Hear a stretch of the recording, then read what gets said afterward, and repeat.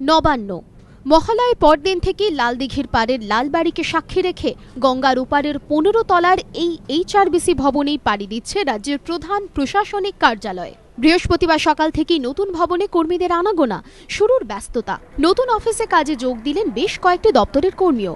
চলছে নতুন ঠিকানা গোছানোর কাজ। প্রতিটি তলে এখন শেষ প্রস্তুতির ছোঁয়া। সেক্টর 5-এর কোনো কর্পোরেট অফিস নয়, এটাই নতুন মহাকরণ। আর এটাই 15 তলার একেবারে টপ ফ্লোর, যাকে বলে 14th ফ্লোর। এখানেই বসবেন মুখ্যমন্ত্রী, মাঝে আর কয়েক ঘন্টা। শনিবার গঙ্গা পেরিয়ে এখানেই যেতে শুরু করবেন তিনি। দুপুর 12:30টায় নতুন ভবনের উদ্বোধন করবেন মুখ্যমন্ত্রী। বিউগল বাজিয়ে হবে উদ্বোধন। তার আগে ঘষে মেজে সাফ সুতরো করে তোলা হচ্ছে নতুন বাড়ির মেঝে ও কাঁচের জানলা।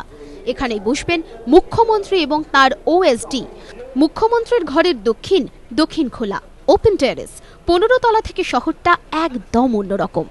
সর্বত্রই এখন শেষ ব্যস্ততার ছবি, ব্যস্ত কর্মীরাও।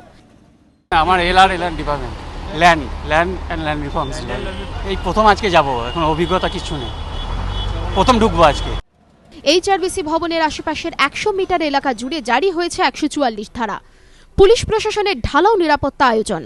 কর্পোরেট অফিসে ছোঁয়া লাগছে যোগাযোগ ব্যবস্থাতেও। যাতায়াতের সুবিধার্থে এদিনই নেতাজি ইন্ডোর থেকে রিমোট কন্ট্রোলের মাধ্যমে ফেয়ারলি প্লেস থেকে শিবপুর ঘাট পর্যন্ত নতুন লঞ্চ সার্ভিসের সূচনা করেন মুখ্যমন্ত্রী। BPL কার্ডধারীরা বিনামূল্যে লঞ্চে যাতায়াতের সুবিধা পাবেন। যুদ্ধকালীন তৎপরতায় কাজ চলছে নবান্ন বাস টার্মিনাসেও। পরশুদিন নবান্নর শুভ উদ্বোধন, আসছেন মাননীয় মুখ্যমন্ত্রী। একেবারে শেষ মুহূর্তের ফিনিশিং কাজ চলছে সর্বত্র। নবান্নয় যখন এমন তৎপরতার ছবি, মহাকরণের আনাচে কানাচে তখন ছড়িয়ে পড়েছে বিদায় বেলার আবহ। উধাও পরিচিত ব্যস্ততা। বহু ইতিহাসের সাক্ষী এই লালবাড়ি নিশ্চুপে সাক্ষী হয়ে থাকছে আরও এক পরিবর্তনের। নিমাই পান্ডা, সত্যজিৎ বৈদ্য ও সুনীত হালদারের রিপোর্ট, ABP আনন্দ।